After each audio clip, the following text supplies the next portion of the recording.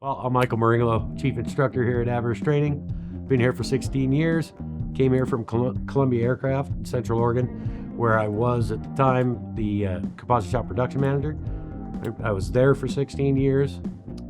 Built kit planes, race cars, production aircraft.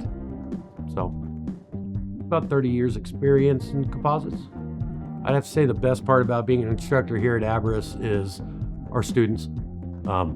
When it comes to our customers that come here for training, unlike being forced to take a training class at work, 99% of the customers we get here want to be here.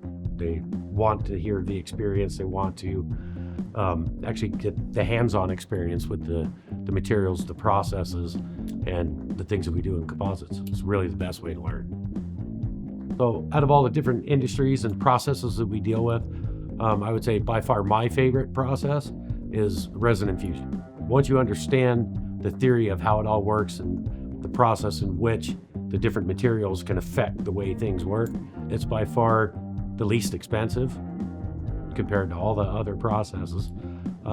It's the cleanest, it's very repeatable. It's just a really, really good process. It's my favorite.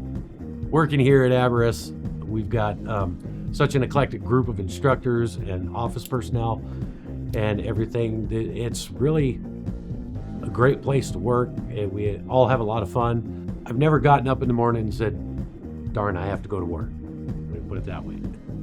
The opportunities are endless in the composite industry. Once you get the training and understand the materials, the whys, the process, the why the process is done the way it is, right?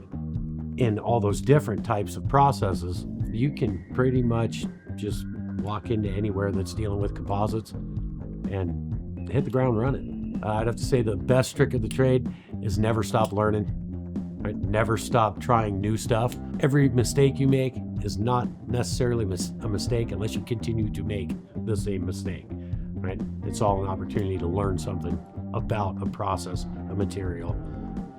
So,